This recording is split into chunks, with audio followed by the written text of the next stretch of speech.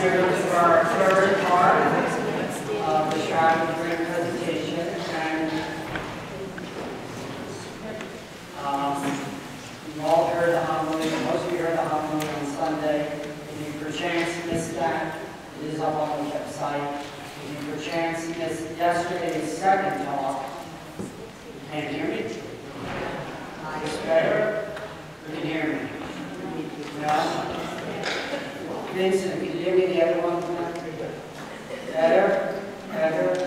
Okay, I'll try the other one as well. So if you missed the first part, again, it's on the website as the homily from the past weekend. If you missed last night, it's also on the website. You can catch it on that. But I'm going to do a little bit of a review at the beginning of this third part and interject a few things that I didn't have the time to do, and also respond to some of the questions that some of you had asked yesterday.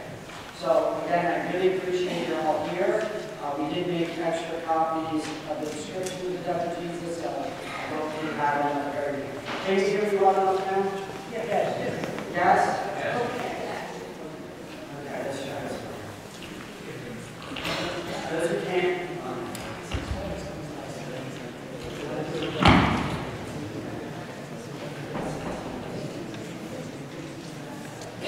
One, two, better? Better? Okay, so this is just mark that one so we don't. Thank you. Great, so what I wanted to dedicate, though, this third part was to a wonderful friend of mine, Father Kim was his name. He was the expert on the Shroud of Turin. And when I was a newly ordained priest, and I was at St. Gabriel's, and I was really intrigued by the Shroud, I invited him to come all the way up from Atlanta, Georgia, to give a special kind of three-part series of the Parish mission. That was like 19 years ago. We actually became very, very good friends over the years, and he kind of wanted to give to me the mantle of all of the Shroud. He didn't have a vestment with the Shroud of Turin on it. He only used it on very rare occasions. It was only a great time that he gave me. Sadly, he died a number of years ago, but he was just a very good friend. And Russ, when you saw last night, the one who's the founder of the ShroudUniversity.com, which is definitely a website I would recommend you to go to if you want to delve further into this topic. There's another website that's called www.shroud.com, and that's run by Parish. We were in Colorado to spend time with him, and he does a lot of great work here. So what I wanted to do is just a quick review of last week's presentation. In the first part, obviously, we described Jesus' burial cloth in the Gospels. We gave the description of what you actually see here on the Shroud of Turin. We did a little retracing of the history of the map. I just wanted to do a little repetitio, as St. Ignatius calls it, just to kind of get us back into the flow of everything and the results of the scientific investigations. So, as we spoke last night, John chapter 19 has these 4 verses which describes the burial of Jesus. And then in the next chapter, chapter 20, it also describes what they saw when they went into the tomb. So John's Gospel obviously is the one that is kind of the most poetic. Matthew, Mark, and John all copy from each other. John, we believe, is an eyewitness. John's Gospel is the one I usually go to when I'm looking into the Passion. He was the one that's standing, we believe, at the foot of the cross. But you can see this little depiction, right? There's Mary, mother of Jesus, Mary Magdalene, Salome, you have Nicodemus, you have Joseph of Arimathea, you have St. John. They're all kind of preparing Christ for the burial. And then the thing that I wanted to talk about, though, obviously, as we said, that this is really the most important relic, the most important artifact of Christianity, because it is what we believe it is. It was the only witness to the resurrection. No one else experienced the resurrection except for this 14-foot-long piece of cloth. So it contains, obviously, a lot of mystery. There's one person who said to me last night, which I thought was so funny. He said, you know, Father, this is the world's first selfie. The world's first selfie. And Jesus didn't need the iPhone, he didn't do that. And he just did a little check. So I thought that was really cute. In the future, I may kind of play off on that part. But I wanted to But my theory, what it says that they went in and they saw and they believed. It's a little bit of a roundabout story. It's one I did share with you last night. Whenever you live with someone for a long period of time, right, you know their little quirks and idiosyncrasies, right? Those of you who are married are all rolling your eyes, right? I get that, right? You know, who doesn't leave the toothpaste, you know, in the right place, who does things, I can tell you when Father Vincent or Father Carlos has done something, right? But when I was living in Rome, there was this one priest, he was my physiology professor, and we were always at the dining room table for 1 year together, and we had cloth napkins rather than paper napkins. And we'd like wash them once a week or whatever, but he'd use it to kind of save, you know, not to waste trees and all that type of stuff.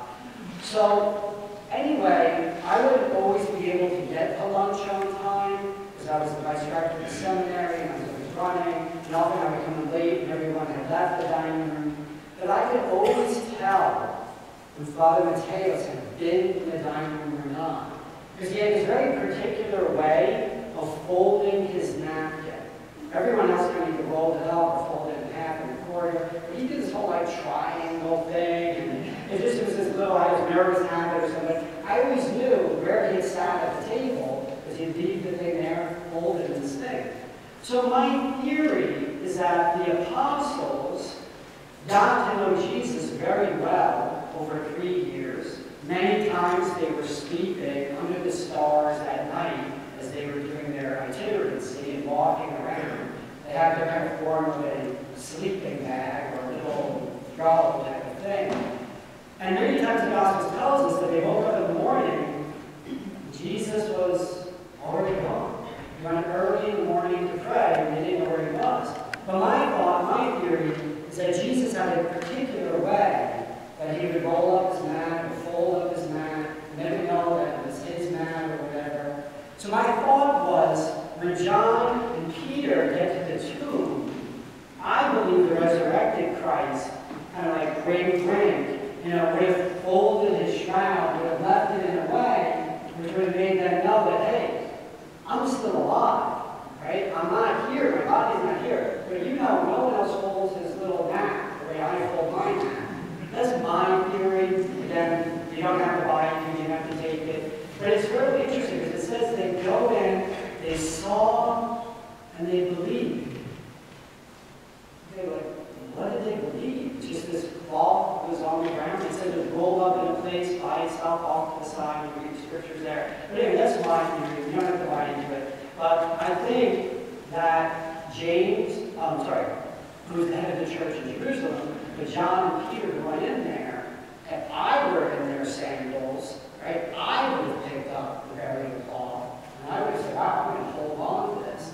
But as we described yesterday, there's a huge persecution of the early church. We know all about it, the martyrdom of St. Stephen, and then scattering the community. Everyone went out from there to all over Asia Minor, and eventually to Europe. And as they left, I'm sure they took with them different little artifacts.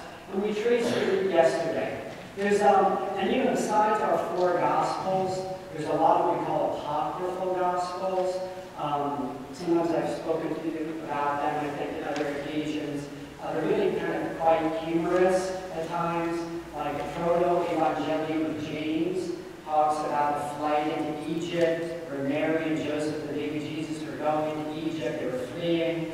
And they get to this coconut tree, and Joseph is trying to climb up the tree. He can't get it, he keeps sliding back down, he keeps trying to get it, he can't get the fruit. And Mary's there, and I don't know, she's stamping her feet like Joseph, like, kind of hurry up or whatever, you're hungry. And the little baby Jesus from Mary's arms, it records that he goes like this with his little baby. And the entire tree just like bends over, and Joseph can cut it off. But all of these stories developed about Jesus because there were these vacuums. No one knew it. The 4 Gospels talk about, you know, he was a little baby born in Bethlehem, 12 years old, like, what kind of happened in between? And from 12 years old to 30-year-old, like, what kind of happened? So they filled in a lot of blanks. But one of the interesting ones, the theory about Pontius Pilate's wife, and actually in the Orthodox Church, they called her Saint Claudia. Saint Procula. They actually believe that she eventually converted. There's another version of it that says that he converted as well, which is Pilate. But remember in the gospel where it says she has that dream, she says to her husband, he's an innocent man, don't do that. So anyways, different little theories about it. Again, I don't think it's much, but all these little things kind of add to like different pictures. The Gospel of the Hebrews is another apocryphal one. And in that, it speaks about the shroud. It says, now the Lord, after giving the shroud to the servant of the priest, appeared to James.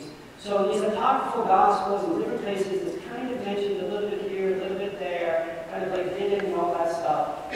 Interesting. Then I ended yesterday, obviously, with King Akbar and the story that what they call eventually the Mandilion.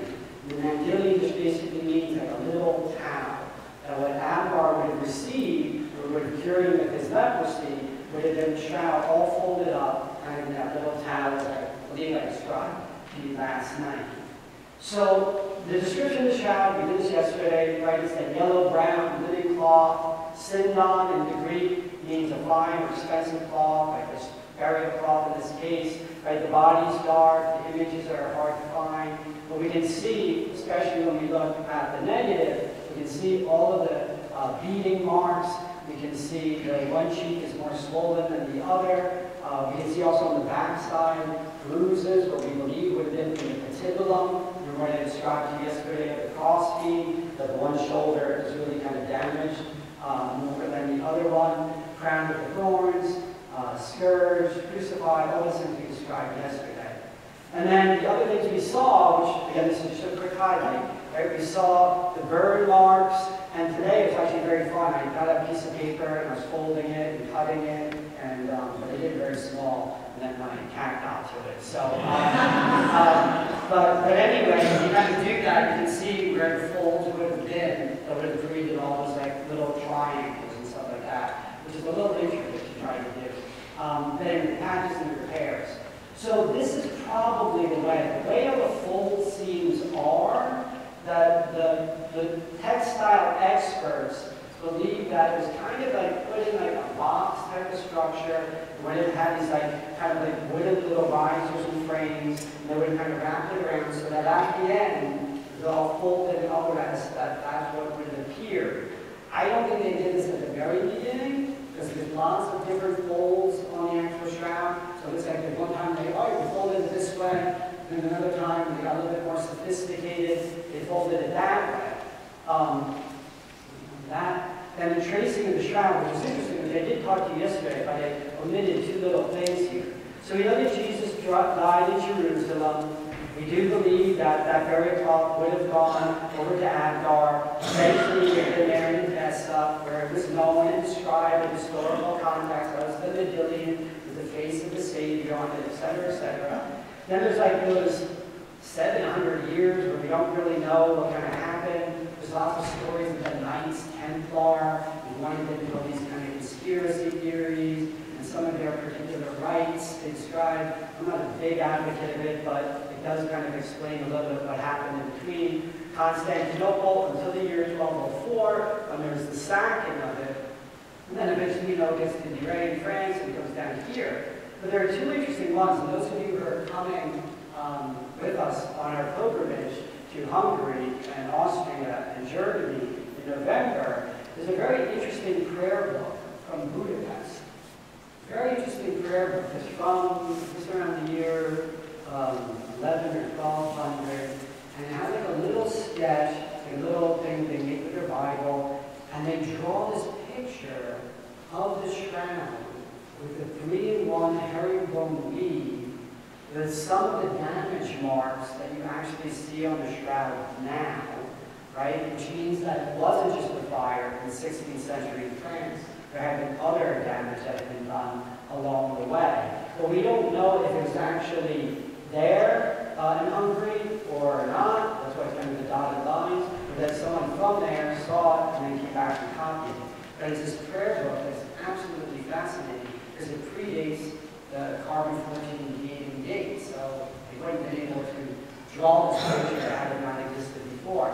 And then during the years of the war, from 39 to 46, There's a little controversy on this, but they were worried about it getting destroyed, so they actually hid it away in Monte Vergine and lost it in the Little Mountains there during the Second World War, which again I think makes perfect sense, but he didn't want it to be damaged during all of the battles that were going on.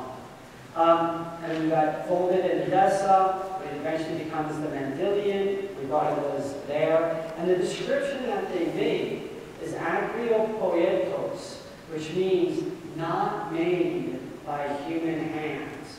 Not made by human hands, the description. And that, again, what we believe is the shroud kind of folded up, kept above the gate of the city to protect the city from invaders, also hidden there so that no one would steal it, but everyone who was Christian there should know that it was hidden there.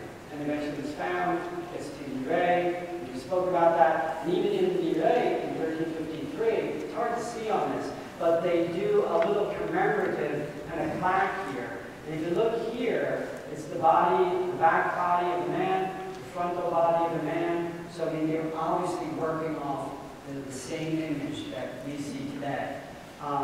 Geoffrey de Chardin, we spoke about him last night, and a big deal. And then we transferred to Turin in 1578. St. Charles Borromeo, who's the Archbishop of Milan. He didn't want to travel all the way to France to see it, so they actually brought it, the Savoy family brought it all the way down to Turin, so he wouldn't have to make that long ride and everything. So Uber did not exist back then, so we couldn't get there. But, so then it's there, and then in 1983, my uncle, Umberto of Savoy, he gave it to the Pope. My uncle, believe me, everything I'm saying? It's not my uncle, not my uncle. Umberto of Savoy, the leader of the family, decided that in his will, instead of passing it down to the next generation, the Savoy family, decided to give it to Pope John Paul II and his successors. So every successor after the Pope, right, John Paul II and Benedict and Francis, is actually the owner, so to speak, of the shroud. And that's why, he can make decisions. Pope Francis wanted to say, let's do another carbon-14, like a lot of you said last night. He could actually do that. They show if they do it, they do better. And then I told you about the fire. And this guy, Mario Trematore, was the famous Italian firefighter who went in while the fire was raging and pulled out the shroud in 1997.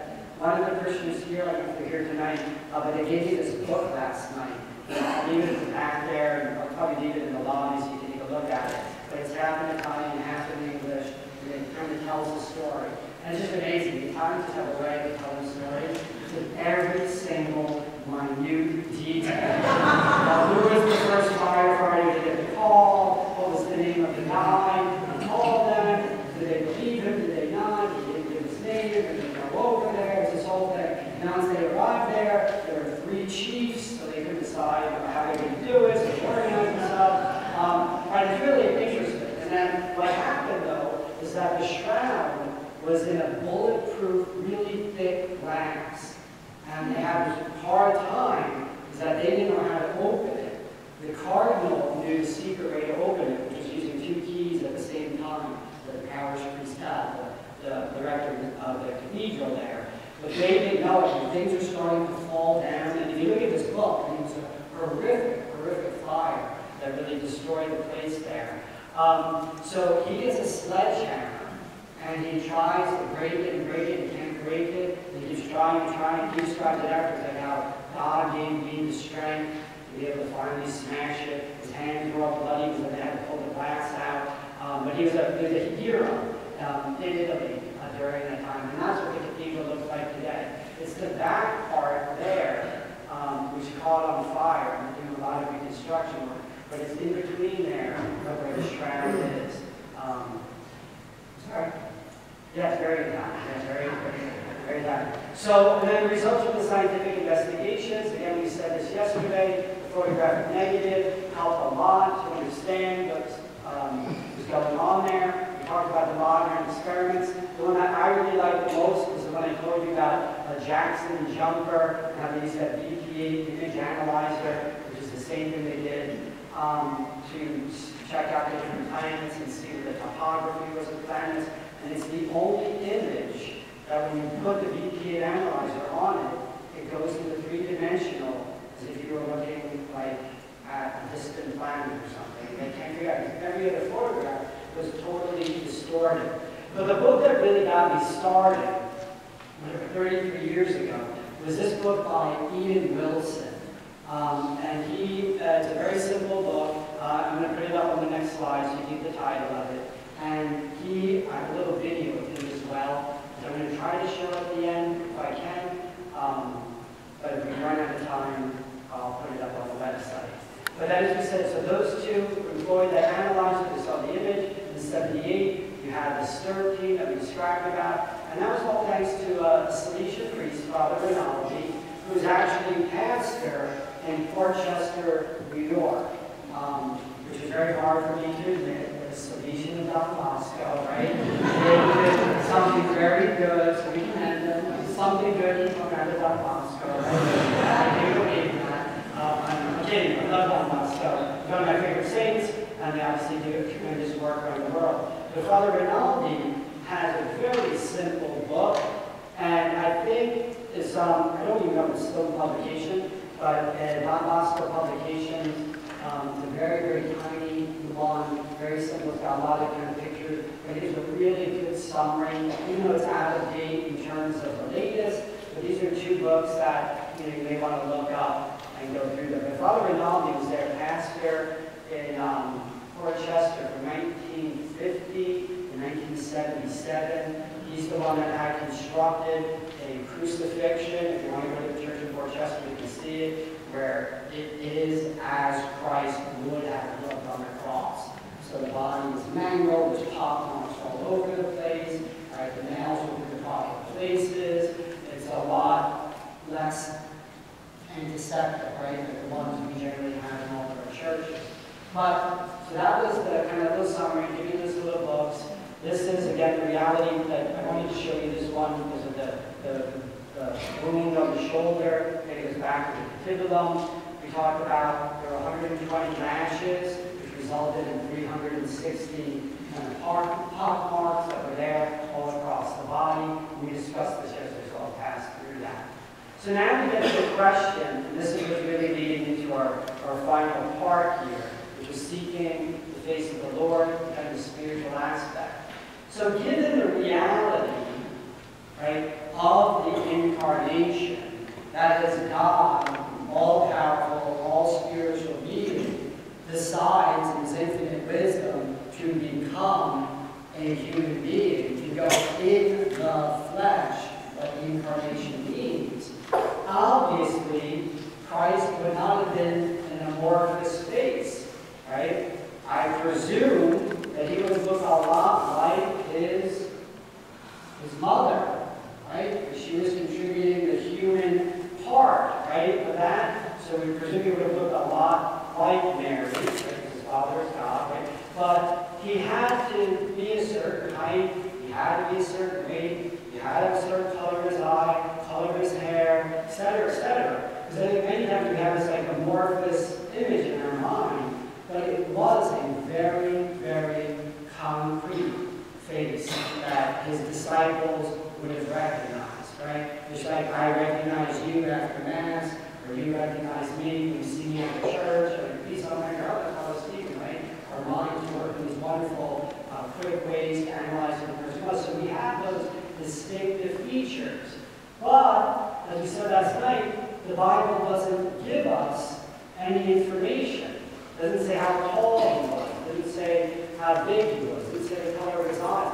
Because in a certain sense, it doesn't matter, right, what he looked like. Because then everyone says, oh, he's my size, so I'm more like Jesus, right? And he is actually my size, right? I was really very happy that Jesus and I are both 5'10". He weighed a little bit more than me, so I may be packing on a few more pounds as I can be the same weight. He's probably more muscular from all the work he was doing as a carpenter, the tactons, we call it. But we don't have any source for it. The Gospels, we said, are very silent in that regard. As far as we know, we never sat down for a portrait. We do believe that maybe Mary sat for a portrait. Does anyone want to take a stab? Who was the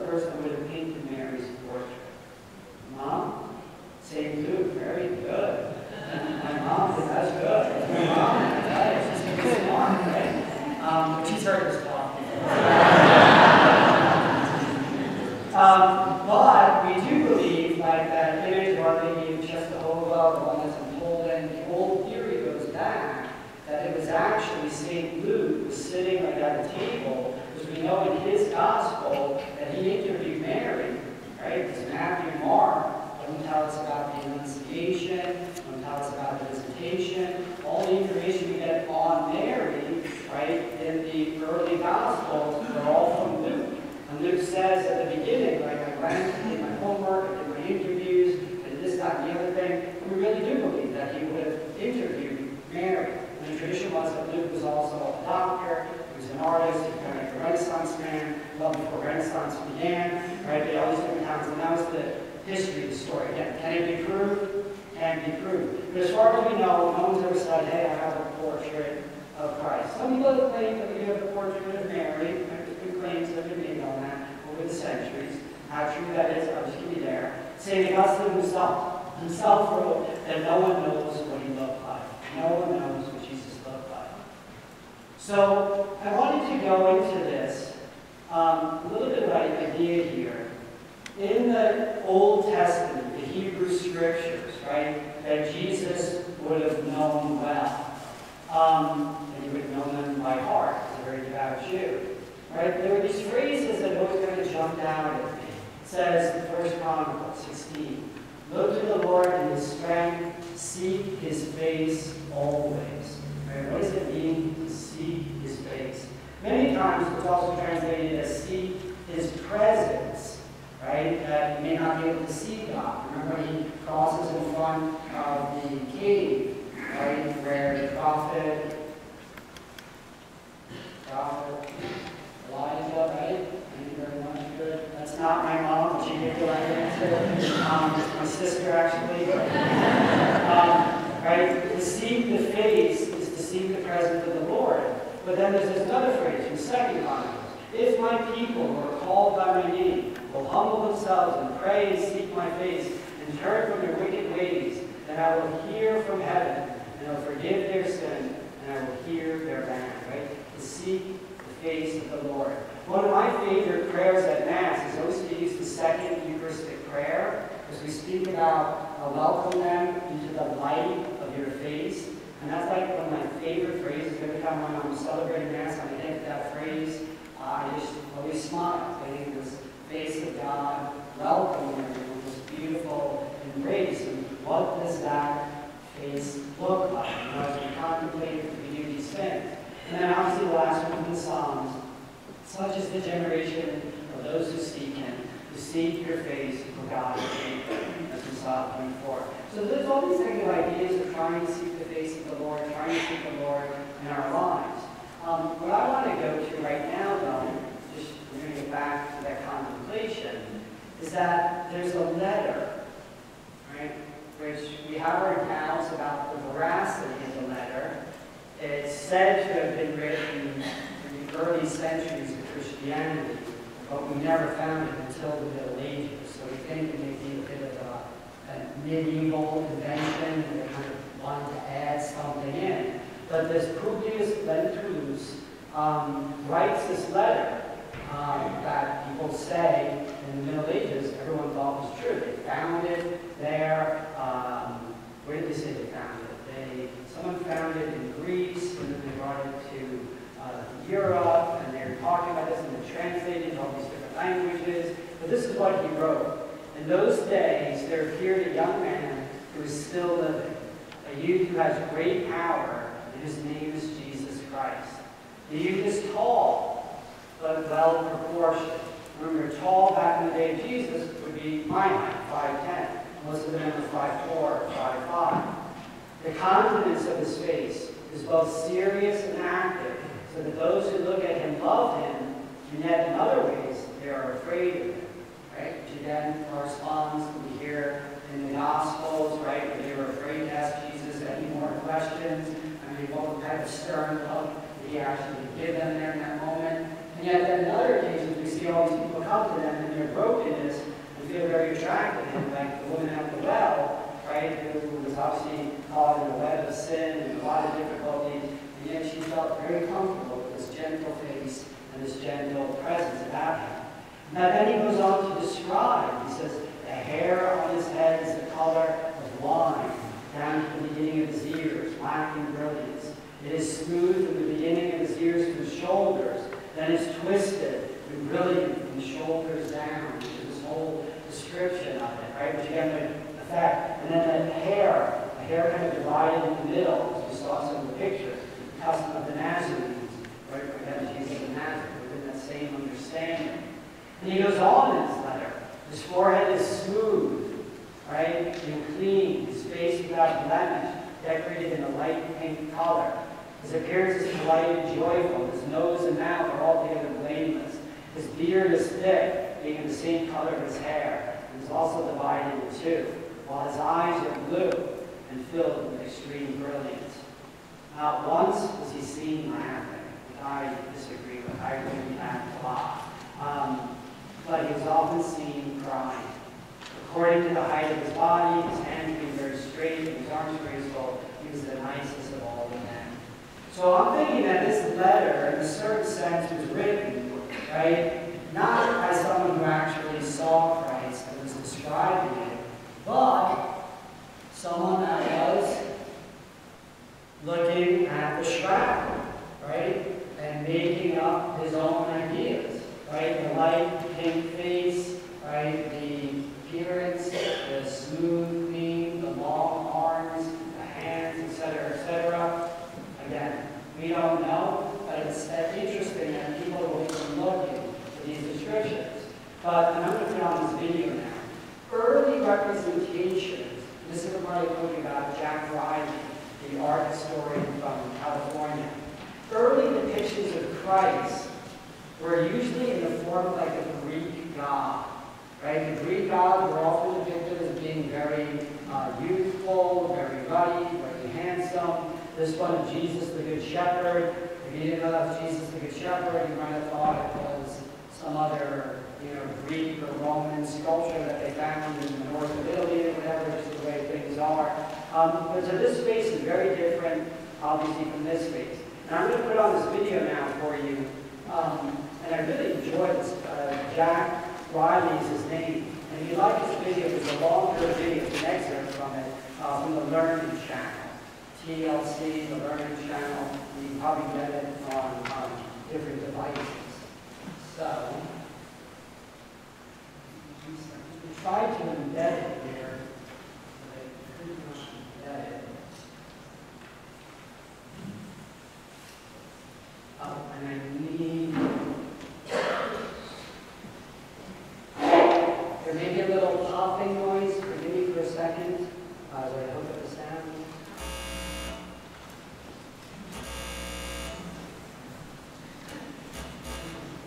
Okay. Okay, so hopefully you can hear this.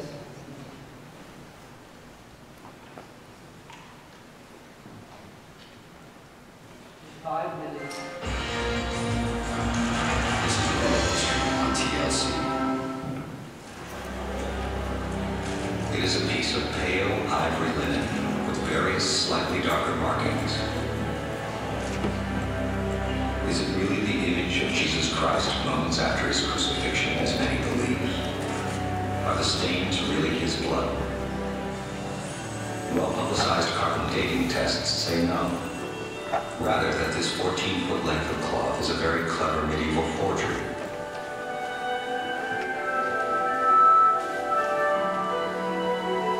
But recent information has raised serious doubts about the accuracy of the carbon dating. Scientists are again pressing their attention to the old question. Is this an image of the crucified Jesus?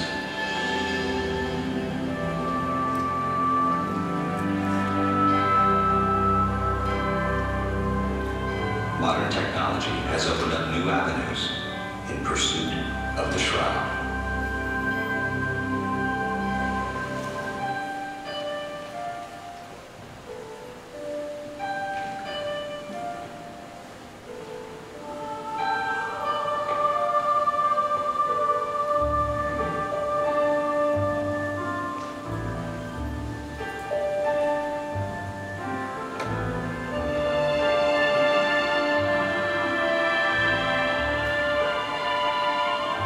Jesus was the most illustrated person in history, but the Bible never said what he looked like.